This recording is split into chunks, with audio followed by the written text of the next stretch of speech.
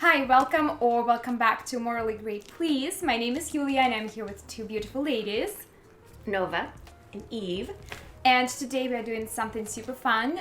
We will be talking about the book that has been our book club pick for the month of May. And this book took over the whole book community since day one. And as you can already see, it is Fourth Wing by Rebecca Yarros. So what we're going to be doing, we will be talking about this book, we will be talking about our opinions about this book, about the plot, and there will be a lot of spoilers. So if you haven't read this book and you are planning to read this book, please do not watch this video. Yeah, so just like bookmark it. Yeah. Yeah, this book, it was a very quick sell for me. It was I started reading it and then I got so into it and I just kept moving through it so fast. I'm usually not able to read super. I don't read lots during the day because I have crazy work hours and I have a son, and it's very difficult for me to be able to sit down and read. But I just found myself reading whenever I was able to. I'm sitting down to eat and then I'm eating, or I am getting ready to sleep and I'm reading. Every time that I was able to sit down and read, I was just on the book all the time. And yeah, it was just, I don't know, I just loved it. I love the pace of it. I think that was one of the things that I was enjoy the most, just in contrast with the book that we read for our book club before, which was Daughter of the Moon Goddess, that I felt the pace of it was very I don't know, it wasn't too consistent, so it was difficult for me to be able to move through the book super fast. Yeah. This one I loved how the pace of it was put, especially because, for example, when I started reading the book, they keep talking about the threshing, so when they're going to when the dragons are going to choose their riders. So I kept thinking as I was reading the book, oh yeah, the threshing is going to be the end of the book. But no, it is in the middle of it or something like that.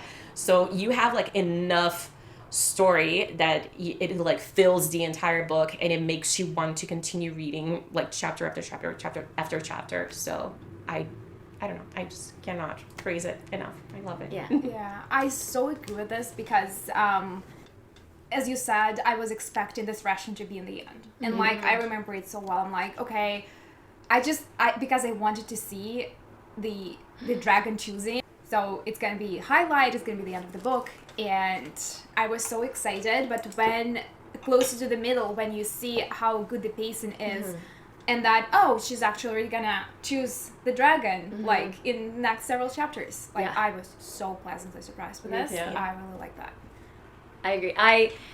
Same thing, I had it on my TBR since the beginning of the year, and I was really pumped to get to, it's dragons and dark academia. It's pretty much, sold. Same thing, I read through it really, really quickly, really enjoyed the pace. I feel it had a really good flow to it as well, because, again, Daughter of the Moon Goddess was very, like you were saying, it was kind of very choppy, and it didn't flow well for me. But this, I feel they got a lot, they got through a lot in a short amount of time, but it didn't feel rushed. Yeah. It was all really, from one page to the next, it was just kind of kept you enthralled. There was always something new. Yeah.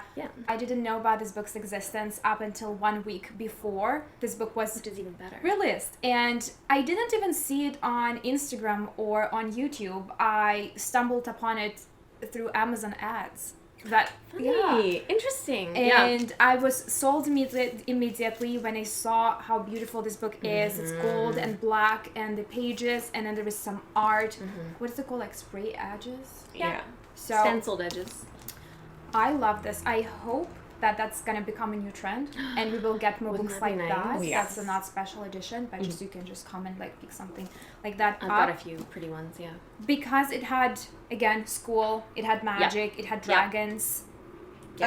Obviously, we already knew it's going to be a slow burn romance. Morally Grey. Yeah. It had military.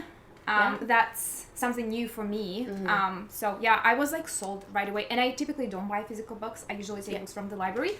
I was thinking okay, I'm sold. I'm buying it. Yeah. I regret it. I cannot regret it because I didn't know about this book before. I really regret it because this is sold out everywhere and I cannot get one. I already called them. Yeah. Yes, but I don't know if it's gonna have the edges. Yes, so I'm sad about that.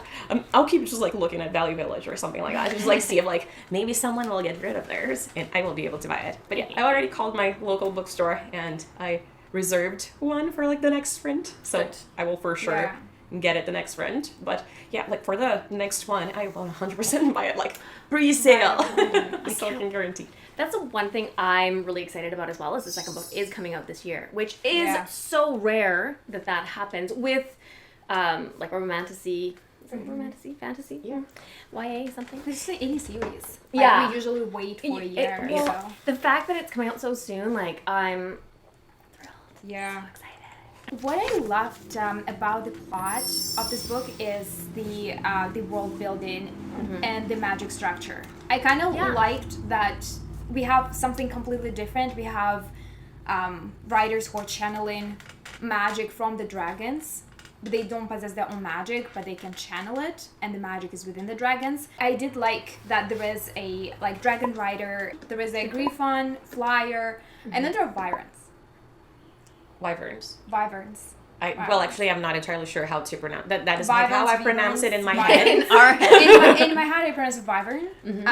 I love those because I've come across them the first time in the Throne of Glass series, and that was the second time, and I loved the whole lore behind it. I loved there was in this book that's already kind of like happening in the Middle Ages, whatever age it is happening, like it's not a modern age, and it also has some lore underneath it that's super fun. And they're always depicted a little bit differently, like in books that I've read with those creatures in the past, which I love as well. I love seeing different people's kind of vision of what these creatures would be and how they'd act and all that fun stuff. I completely agree. Like, I think that the world building was really, really well done, and so I love the fact that that their powers can overwhelm them so much in a positive way or in a very negative way.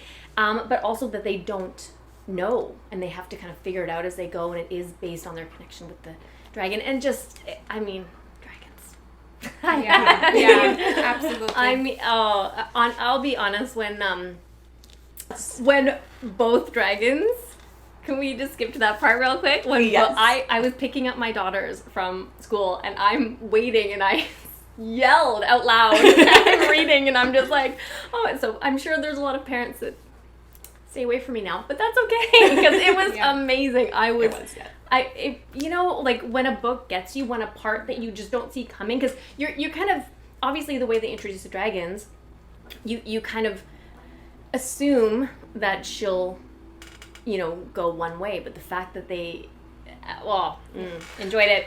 It's kind of fun, like that part specifically. It was so surprising to me because like when they first talked about Tarn, I don't know how to pronounce it, I'm gonna just say Tarn, in class, I remember like Jack was just like, oh, that's gonna be my dragon, and then like immediately I think, no, it's gonna be hers.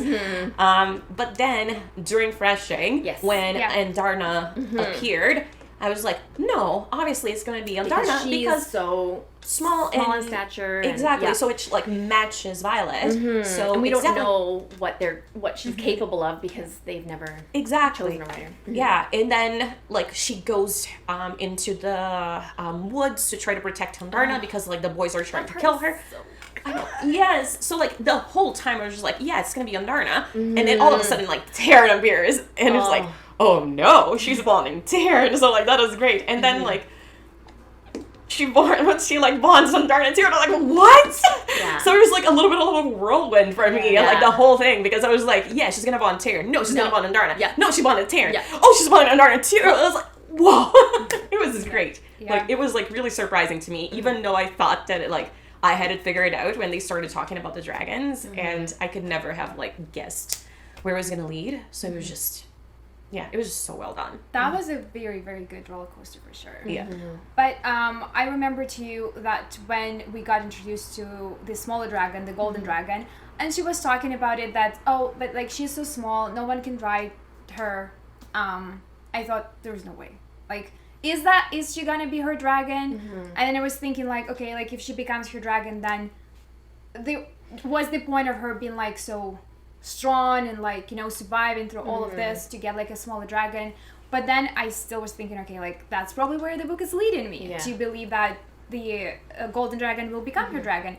And then, that moment in the forest. I thought about it too, because, like, it was a good point that they were making, like, oh, no, that dragon is, like, too small to, like, be able to, like, carry a rider. But I was thinking, like, everyone was making this big deal about, like, oh, no one knows too much about the Feathertails. Yes. So I kept thinking, like, there's something about the Feathertails, right? So, like, they're going to have, like, maybe, like, very strong magic, and, like, that is they why... would be fast, or, like, you know what I mean? Like, something... So I thought that, like, this is why I was, like, sort of sold into, like, she's going to bond with Vandarna, because, like, oh, there's something about the Feathertails that's going to be, like, very powerful, and be the reason why Violet became so strong, yet she's bonding to a smaller dragon. And I think I thought they were going that way too, because obviously they're both portrayed as weak. Yes. But obviously neither of them are, and I thought it was kind of going to be like this, this beautiful, like, look at them together, so strong, like, you know, showing everyone, but like, again, like, the way it ended up, I was, pleasantly surprised, for sure. Yeah. I want a dragon. We want to talk about the love triangle. Was there a love triangle? Is that a love triangle? I mean, I do think there is, because she loved Dane. And that was her intention, to be close with him when she just got into the school. Yeah. And then there is this new guy who is supposedly her enemy. So, enemies to lovers, right there. Thumbs up. Check. But I feel like the dynamics between the characters from the very start of the book, describing how they are, their personalities, their traits, they were pretty much the same by the end of the book. So we didn't see a lot of changes. Sometimes it's like a drastic change. The character is one way and then completely another way by the end of the book. I felt like there was a very good consistency in that. Especially with Dane, I felt like I could feel how I dislike him more and more and more, but I feel like that's what the intention of that. Yeah. But he's still a good guy, technically. He's just for the wrong side. You know? Yes, but also, like, I was thinking about that, because, like, throughout the book, I mean, I didn't get attached to Dane at all, because, again, like, you know, like, once you start reading it, and, like, she has that tension with Xaden, you're just like, like, they're going to be the love interest, but, like, with him, I, like, had this feeling that he was going to be, like, all good, but he's just, like, not right for her, especially after, like, she gets into the academy, and that changes her. Similar-ish situation to, like, Feyre, if you think about it. Like, she's, like, one person before Under the Mountain, and then she changes, like, the experience of Under the Mountain changes her. Just making connection to ACOTAR. And with Violet, I think it was, like, very much the same. She, like, had this, like, idea of what her life was going to be and what she was capable of, and then being in Basgiath, sort of, in the Writer's Quadrant specifically, sort of, like, changed her. And I just knew that, like, that person was not going to, like, be as good of a fit to Dane as she was before, when she just, like, wanted to be a scribe. But, like, I don't think that he's necessarily all good. Like, I started disliking him more and more, like you said. But I understood most of what he did, even, like, the situation with the girl, and I forget her name, that, like, was also, like, a section leader and tried to kill... I can't remember. Amanda? Something, maybe? Yeah, I forget, like, her name. But anyways, not important. Even, like, with that situation, you get, like, you dislike him more because he didn't trust Violet right away.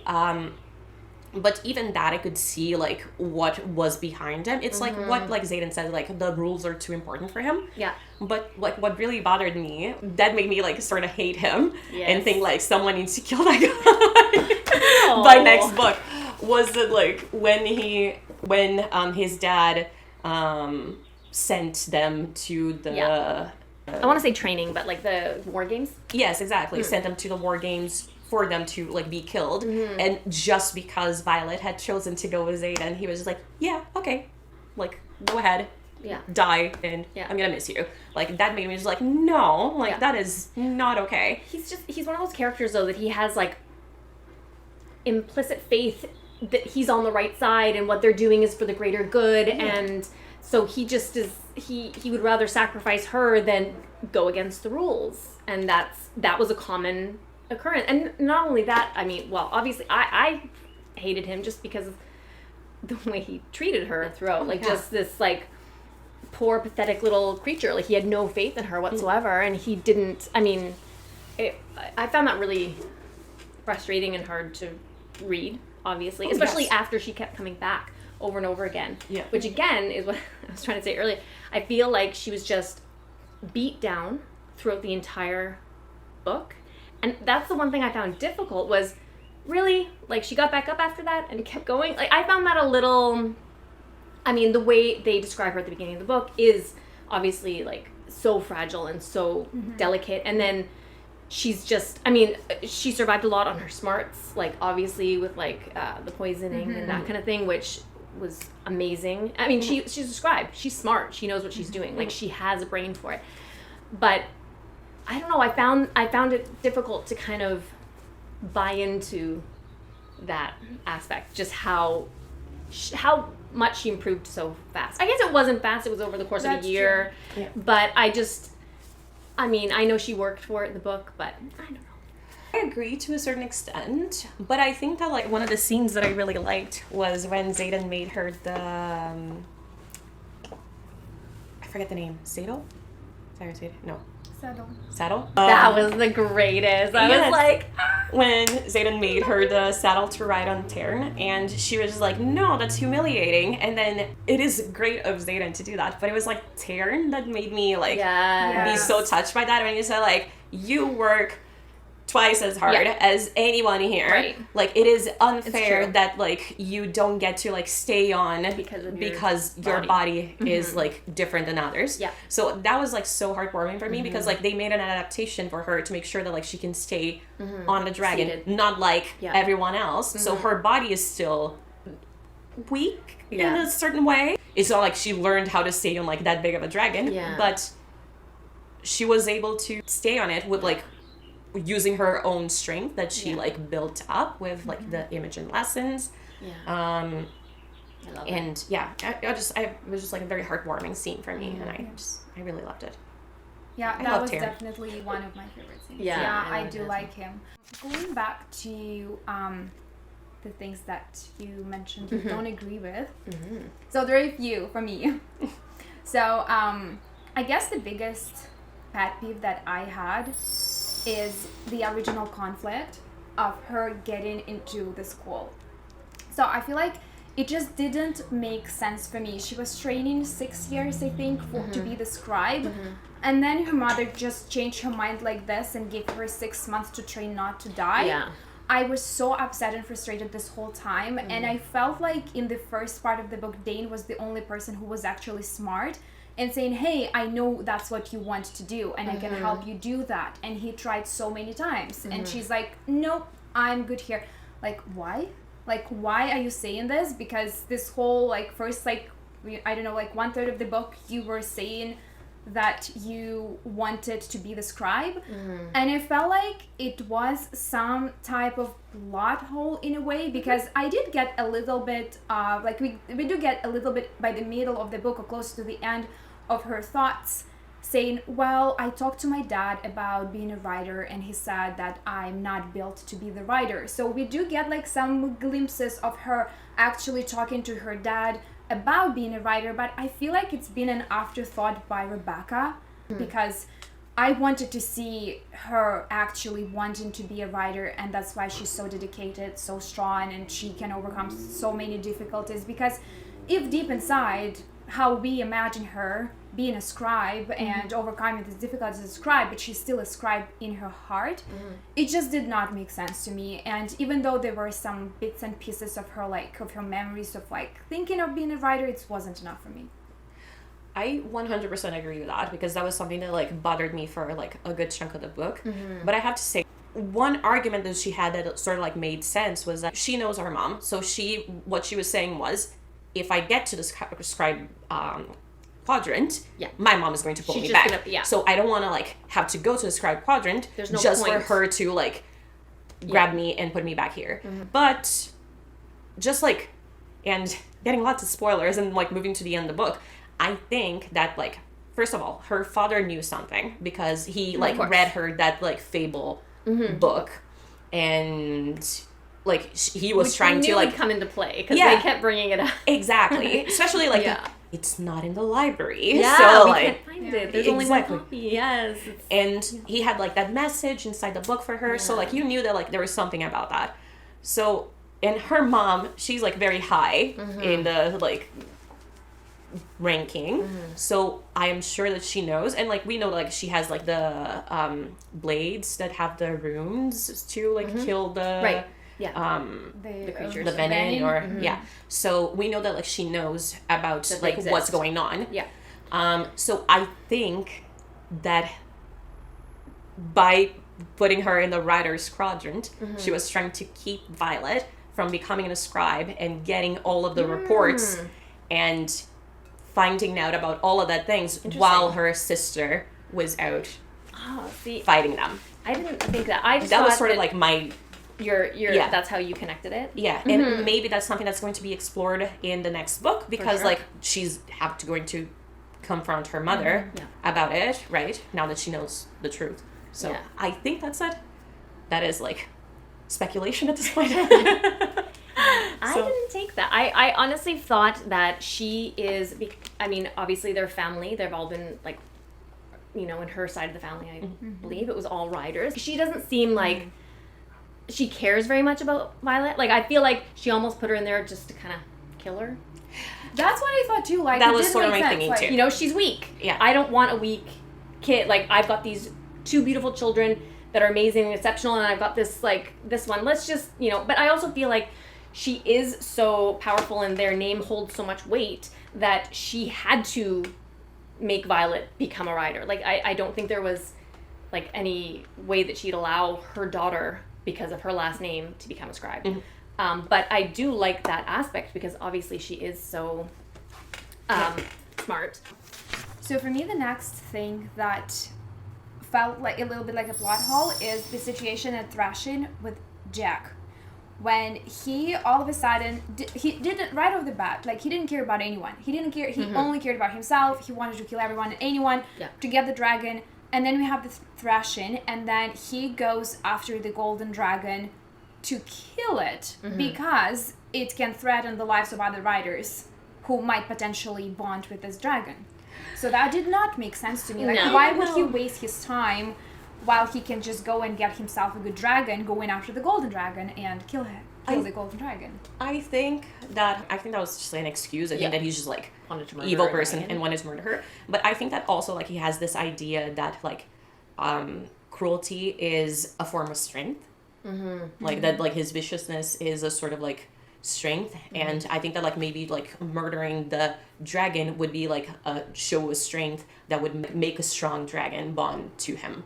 I think he was just a violent little shit, and I think he just wanted to kill a dragon because he said like our dragons are there, they'll wait for us. Like, he made it like we're good, we're set, we already have dragons waiting for us, so let's just take this time to kill this weak little thing. I mean, that was his whole thing with Violet as well. Just like, I mean, obviously because of her name, but you know, like just killing her because she was weak, you know, and and I understand, like, if it was like you've said, he's like, oh, let's murder this dragon, then maybe we had a chance to get a better dragon because maybe dragons value violence. But then he said, yeah, like, we already have dragons, so like, let's just waste our time and go kill this golden dragon, absolutely not knowing if the other dragons will be mad at him and just kill him.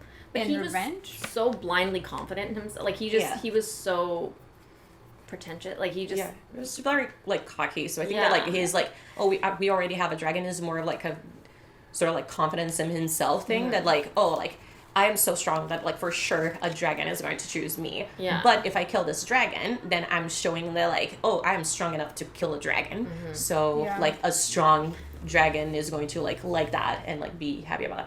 And like at the end of the day, a dragon did bond to him and did not care that like he did try to. True. Because like as far as we know, like the dragons, they like do see into your mind. So like whichever dragon bonded to him could like see that like what he was doing, right? And then he did bond with a weaker dragon, I think, maybe because he ended up just running away from Violet at that point. Because she stabbed him, right? And then he just ran away, he left everyone, so he ended up bonding with like a weaker dragon. Yeah.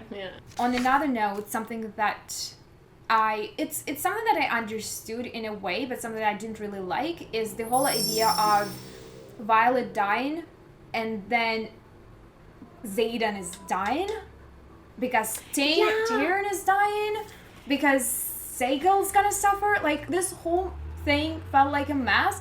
And the way they explained it is that when Tyrion lost his previous rider, he was so distressed that it really affected his mate and Xaden. But with the new rider, the bond is stronger. So if Violet dies, then it will affect him more. But will it affect him to the point that Xaden will die, though? Or the dragon will die?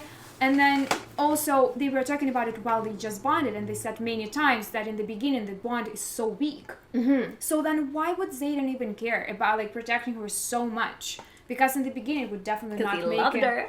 Well, I know, but from the perspective of that plot line. I think because of Tyrion. Because, like, even though the bond is weak, if Xaden murdered Violet, I think Tyrion would be very upset and that means that, like, not like upset to the point of like dying or anything like that, but like he would be like mad, like angry at Xaden, and I think that like Sgael would also not have liked that because like he did something to like anger her mate. So I think maybe like that's why he didn't like kill her when the bond was weak. But I agree that like that was like a whole like very messy situation because like I think that like one of the main phrases is like, oh, like a dragon without a rider is a tragedy, and a rider without a dragon is dead. So like not necessarily the dragon is going to die if the rider dies. I think it's just like maybe Tyrion has like this like, I don't know, he already had a very strong connection with his last rider. So the next connection was going to be even stronger. So that would possibly kill Tyrion. And if Tyrion dies, then Sgael dies. And if Sgael dies, then Xaden dies. That was sort of like the connection that I made, but it is messy. I agree. They didn't really go into too much detail on the whys and hows of it, but it was just kind of something it was just fact in the book. And that was a little bit confusing. I admit to that because I didn't quite grasp that aspect until the end of the book when something else happened.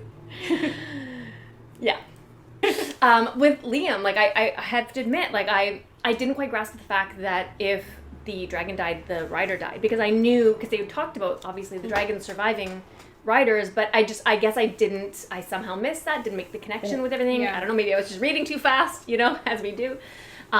So that part hit me very, very hard. Oh yeah. Oh god, that was the worst. I felt like that was an unnecessary death. Oh yeah. 100%. Someone you love had to die.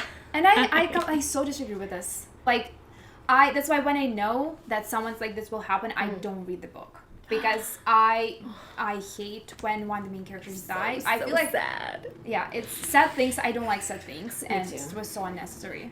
I think that like big characters dying, it's only positive to the book if it sort of like fuels something about the other characters. Like they need that happening for like them to gain strength to do like this or that. But yes, that is correct. And like I don't think that it was like necessary in that way, because Liam, like what he said to Violet that made her be able to defeat the venom and the wyverns. I think that it was sort of like he didn't need to be dying to say that. If he just got injured. Exactly. Like, they could be like injured and then just like go hide or like just like have like Xaden like protecting them while like she's like fighting the venom or like whatever. But you had to know in that scene, obviously, that one of the main characters was going to die. Like it was just obviously it was inevitable with if everyone survived, it would have been weird. Yeah. Right. And I think that she did need that. Obviously, it kind of like fueled them forward to what happened next. She took so much on herself at that point, and that's how she got injured. And I mean, to a certain extent, like now that you're saying like, about like what happened next, I think that like maybe there's like a small reason for that was that like Liam asked her like oh, like, give Zayden a chance. And, like, maybe because he died, like, is the reason why she would, like, give Zayden a chance. That is, like, a very, like, loose... Yeah. I don't think that, like, I agree that it was, like, unnecessary. Yeah. I think that, like, it could have been any other person. Like, for example, Imogen. I know. Yes, she's nice. I like her. That's what I was saying. I'm like, you're the only one I didn't want to die. Yeah. He's the, like, Liam's the one that, like, you're emotionally connected with. Like, everyone else is like, yeah, sure, they're cool. But, like... Yeah, exactly. Die, it's fine. We'll get over it. But Liam, it was just... Yeah, that was, like, really hard on me, too. If we just go back a little bit and talk about the whole task. Like, that I feel like that task did not make sense to me at all. If there is one thing that doesn't make sense to me, even a little bit, is that task. So, what is it? The teachers were trying to murder... Yes. So, first of all, the teachers were trying to murder... Zayden and all the marked ones, right? And then the second part, how the heck Zayden collected all of the marked ones if he is only allowed to get 3 people at a time, and no one said anything about it. That is true. Yeah, it is like one of the things that I was thinking about. Yeah, I was like, that was like one of the things that I was like, that's a school rule though, because this was a war game. Maybe it was just something that. I don't think it's a capital punishment for more than 3 marked ones to be, and it's still a school task, so they still technically are not allowed. But then he's like, collected everyone, and they wanted them dead, so they're like, be on your way. Like, but I feel like that should have been like a red flag to Zayden. Like, true. Oh, exactly. I like made this team and no one's upset about us. Like, that should have been a red flag that like, like something's wrong. Like, why are they letting me like have a full team only of marked ones? I 100% agree with that. That did not make sense to me. Plus I mean, it made sense why they let him, because again, they wanted to send all the marked kids to die, because obviously they put the marked kids on the Rider Squadron because they thought that like either they would die or that like the dragons would not bond with them. But turned out the dragons did bond with them. Yeah, so and they thrived. Yeah. Zayden just sentenced all of those kids to death, pretty much, getting them together in one group. He sentenced everyone. Plus, like, his whole purpose in this book is to protect Violet, and he's taken her beyond the wards. But he feels like he can protect her by being with her. You know what I mean? Like, he's one of those kind of guys that is like, stay with me, I'll protect you, I'll do anything to protect you. And she is very powerful, so she would have been helpful if it was an actual war game. I feel like it's a far stretched because he knew about the Venin. Like, he knew, but he didn't know beyond the wards. Yeah, but he didn't know that they would be. That's true. There then. He just thought it was going to be. Yes, but also, they did not expect the whole. Like the fortress. Yeah, the fortress to be like entirely empty. Right? Oh, no. Like, it should have had, like, a bunch of people protecting it because it is one of their most strategic posts. Right. So it made no sense that it was empty. And, like, obviously, when it was empty, it was when they figured out that, like, something's off. But I think that, like, when he thought about, like, oh, yeah, it's okay to bring Violet, is because, like, number one, he has a team of people that he trusts that would protect her. Mm-hmm. And also because he thought that there was, like, a full squadron of people there.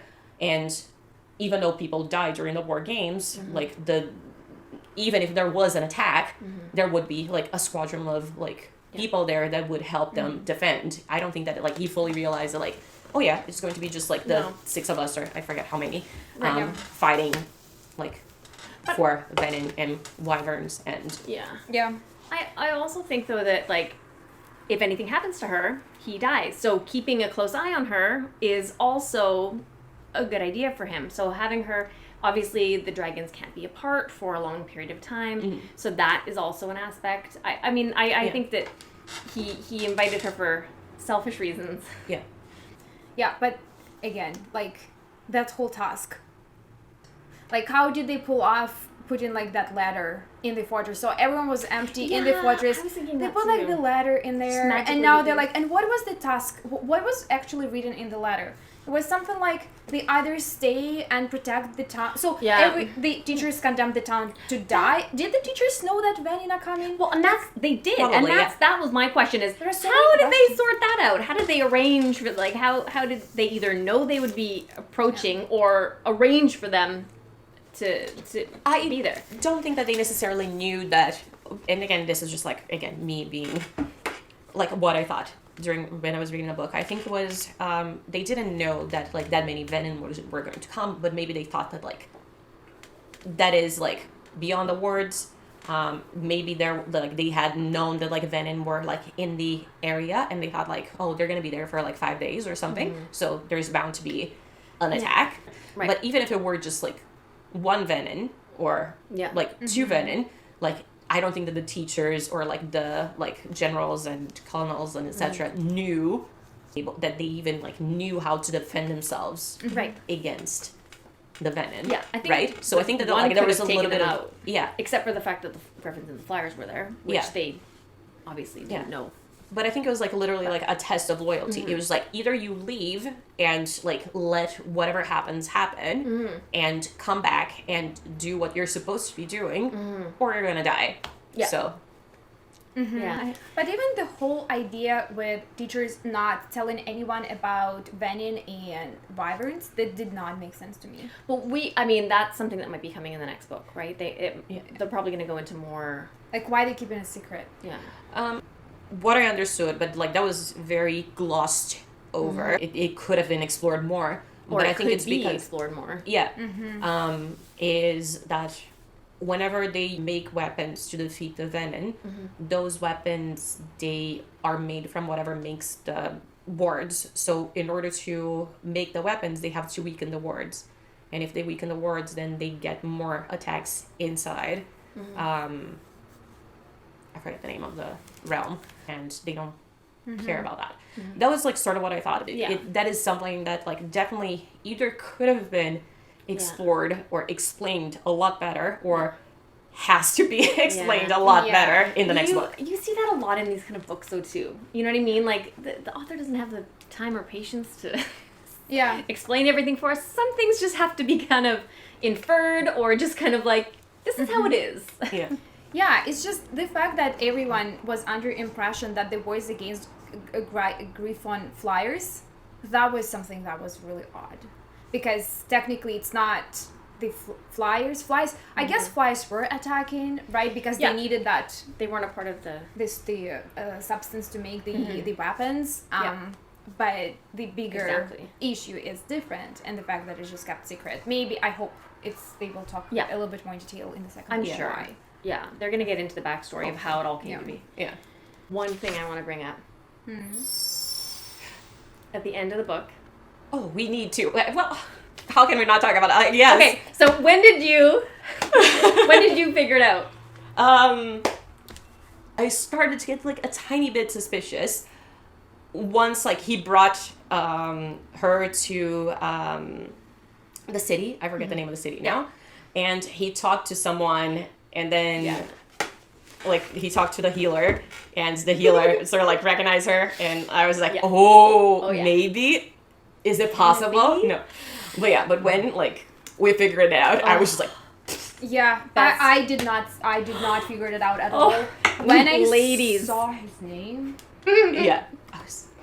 I knew it as soon as she was dying, and they're like, we have to do it, and they're like, no, like, you know, we can't. And Zayden's like, we've got to take her to the healer. I'm like, I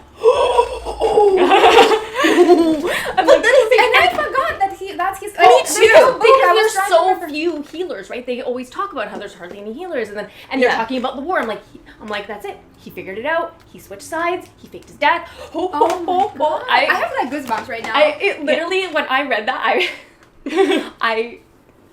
No, for me it wasn't like quite there, because I had totally forgotten. I only started to like maybe get like a little bit of like a shadow of doubt when like they actually like had the healer, and like didn't obviously mention that it was Brennan.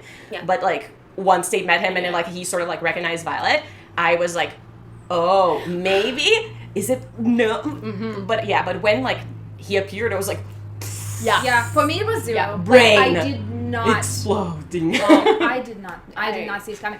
And I was trying to remember what his ability was. And I thought maybe to go back in the book and find it, but I didn't. That's why I had zero ideas about that. No. That being said, that gives me so much confusion about why Terrance's previous writer died, because. Ooh, you're right. If Brandon is alive, but then why did the writer? His writer died. His writer died trying to save Brandon. Was it Terrance's maybe, dragon? Or was Terran his dragon? The one that died? No, it wasn't. It was like okay. It was like whoever was Terrance's writer. I forget his name now. He had like this power, and I forget what was the power, but like they said that like he burned out or like lost all his power because he was trying to revive Brandon. I didn't remember that it was Terrance's writer. I didn't remember that it was his rider that died. Interesting. Yeah, so this like gives like a whole like, then why did he die? Or maybe like maybe he just died. Maybe he just fell off. I mean, I don't know. Or but I mean, it could happen. Are we sure it was a war? Are you sure it was Terran? Because like right now I think it was his. I thought that he hadn't had a new rider for like 50 years or something like that. Like why did I think he hadn't chosen anyone in like. I'm confused. I'm not sure. Now. Well, maybe I'm wrong, but like I thought I remember that when they were talking about like Terran, and like they said like, oh, this rider was like so powerful, like how did he die? And then the professor said, oh, he was trying to revive someone, but like death is really. And then he kind of looked at her, and then she was like, oh. Yeah. Oh, he's like, yeah. Yeah. And then she was like, is it Brandon? And then the guy was like, yeah, it's Brandon. So like. I think that's it, but like maybe I have to go back to like try to. I think that's it. Yeah. Okay. Well, now I'm go more with confused. But maybe. But it was. Maybe it was the opposite. They were fighting a war. Like I mean, he could have died in. But maybe it was the opposite. Maybe like the rider was dying and Brandon was trying to heal him, and he got. Maybe that's too weak, okay. and then he had to like. Yeah, I don't know. Maybe. We'll know on the next vlog. Yeah.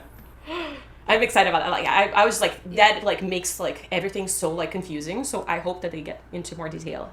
I think I've never left the book so confused in my whole entire life, and gave it 5 stars. It's funny. Like sometimes for me, if something confuses me, I just move past it. Because if I'm enjoying a book, I almost don't want to look too much into it because it'll take away from that pure joy that I receive. Sometimes I'm like, that's fine. We'll move on from that. Yeah. So these are all of our popular and unpopular opinions. If you do have any opinions that we have not talked about in this video, please share them down below. We are so happy to get into further discussion about this book. Yeah. Absolutely. Yeah. Until the next one. Yeah. Thank you so much for watching. Thank you. We'll see you soon. Bye. Bye.